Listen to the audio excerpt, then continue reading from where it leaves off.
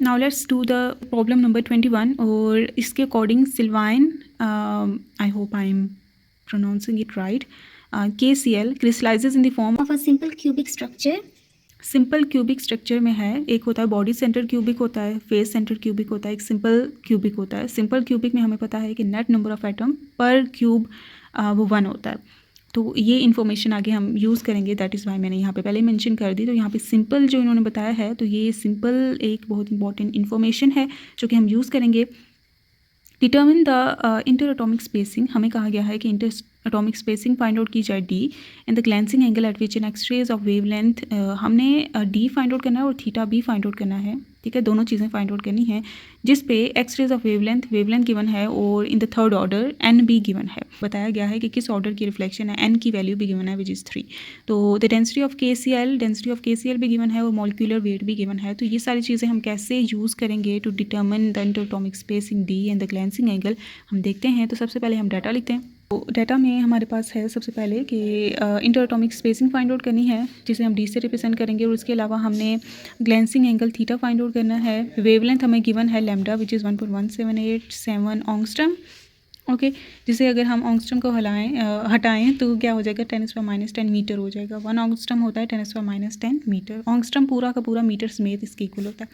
तो it is reflected in the third order, तो third है तो 3 आएगा एन। तो हमें डेंसिटी गिवन है KCl की, जिसे मैं रो से रिप्रेजेंट करूँगी। तो 1990 kg पर मीटर क्यूब।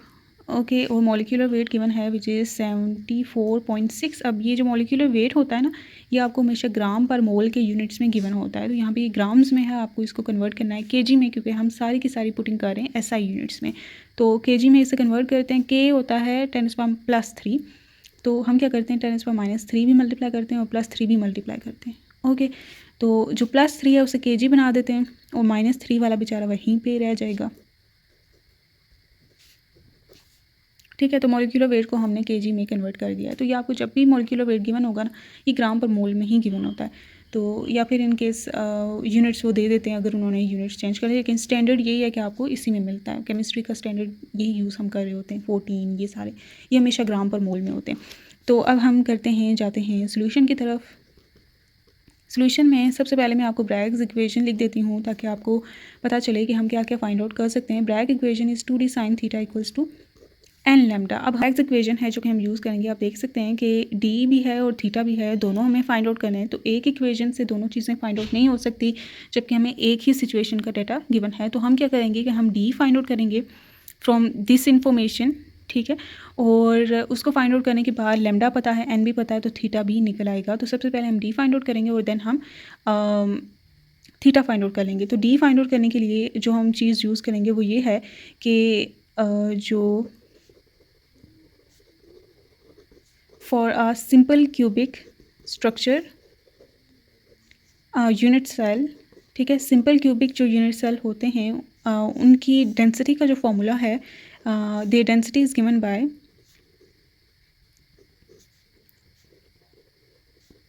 डेंसिटी होता है मैस जो यूनिट सेल का है। ठीक है, total mass of unit cell divided by the volume of the unit cell.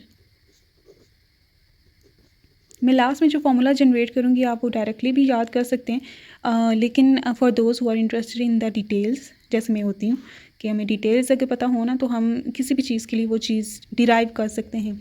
Simple cubic के लिए अभी हम ये कह रहे हैं तो FCC भी हो सकता है, BCC भी हो सकता है, तो आप फिर कैपेबल होंगे इसी फॉर्मूला को यूज़ करना for other unit cells also. तो mass of unit cell for simple cubic unit cell, जो सिंपल क्यूबिक यूनिट सेल होता है उसमें टोटल या फिर net number of atoms effectively होते हैं वो 1 होते हैं। ठीक है, सिंपल क्यूबिक स्ट्रक्चर में 1 नेट एटम होता है पर यूनिट सेल, एक atom per unit cell net होता है।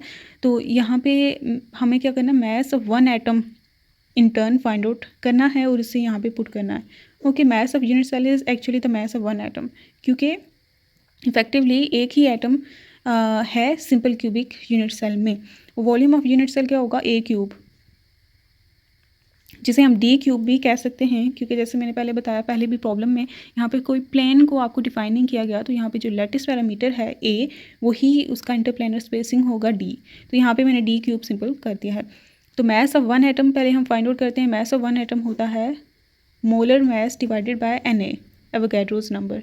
ओके, तो यहाँ पे पुट कर देते हैं मास की जगह molar mass divided by Na और उसके साथ डी क्यूब पहले से मौजूद था। डी हमें फाइंड आउट करना है, डी क्यूब इधर ले आते हैं, mass molar mass divided by Na और यहाँ पे डेंसिटी आ गई।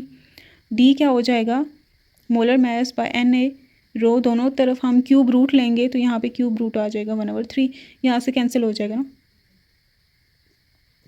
और इस पे आ जाएगा। ठीक है, तो डी हम फाइंड आउट करने का फॉर्मूला हमें पता चल चुका है, विच इज़ इंटरप्लेनर स्पेसिंग। तो यहाँ पे वैल्यूज़ को पुट करते हैं, मोलर मास की जगह हम ये वाली वैल्यू पुट करते हैं 74.6 मल्टीप्लाई 10⁻³ ठीक है, divided by Avogadro's number, Avogadro's number होते हैं 6.02, 3 मल्टीप्लाई 10⁻23 ठीक है, मल्टीप्लाई बाय डेंसिटी, डेंसिटी है 1990 kg/m³, ऐसा यूनिट में ही है तो 1990 यहाँ पे मैंने लिख दिया। इसको मैं सॉल्व करती हूँ, यहाँ पे क्यूब रूट भी है 1/3, तो ये मैं इसको सॉल्व करती हूँ आपके सामने और देखते हैं इसका आंसर क्या आता है। तो ये 74.6 मल्टीप्लाई 10⁻³ ओहो ये क्या कर दिया, 74.6 मल्टीप्लाई 10⁻³ है, ठीक है, divided by 6.023 multiply 10⁻23 and multiply 1990 ठीक है, ये आ गया। अब इसका क्यूब रूट लेना है तो शिफ्ट और यहाँ पे ये है बटन ये वाला जिस पे आ गया है क्यूब रूट और ये आ गया आंसर। तो ये हमें मिल चुका है 3.963 मल्टीप्लाई 10⁻10 जिसे हम लिख सकते हैं 3.96 ऑंगस्ट्रम। ठीक है, तो डी हमें मिल चुका है 3.96 ऑंगस्ट्रम। ओके, और यहाँ पे आंसर भी आप देख सकते हैं वही है ये, ठीक है, 3.96 ही है प्रॉब्लम 21 का। अब इसका थीटा फाइंड आउट करते हैं। थीटा के लिए Bragg equation which is equation number 1 का नाम दिया है, उसको यूज़ करेंगे जिसमें डी भी पता है, एन भी पता है, अब लेमडा भी पता है, थीटा हम फाइंड आउट कर सकते हैं, एक अननोन हम इस इक्वेशन से तो निकाल ही सकते हैं। तो अभी हम 2d को दूसरी साइड पे ले जाते हैं, साइन थीटा यहाँ पे रह जाएगा और एन लेमडा बाई 2d आ गया। Theta will be equals to sine inverse of n lambda by 2d, values नू पुट करने हाँ तो आ जाएगा कि एन की जगह 3 ओके, लेमडा की जगह लेमडा हमें गिवन है 1.1787 ऑंगस्ट्रम विच इज़ 10⁻10 ठीक है। 2 तो हमें पता है कि 2 क्या होता है 3.96 मल्टीप्लाई ऑंगस्ट्रम की जगह -10 ठीक है, ये कैंसिल हो जाएंगे। तो ये साइन इन्वर्स ऑफ इस एंगल को सॉल्व करते हैं कि क्या आता है, फिर उसका साइन इन्वर्स ले लेते हैं। तो ये मैं करती हूँ और देखते हैं कि आंसर क्या आता है। ठीक है, तो 3 multiply by 1.1787 which is divided by 2 multiply by 3.96 ठीक है। तो ये मैंने एंगल को सॉल्व कर लिया है, एंगल ये हमारे पास आ चुका है। अब इसका मैं साइन इन्वर्स लेने जा रही हूँ। ओके, आंसर तो ये आ चुका है 26.5, आंसर आया है वो आया है 26.5 ओके।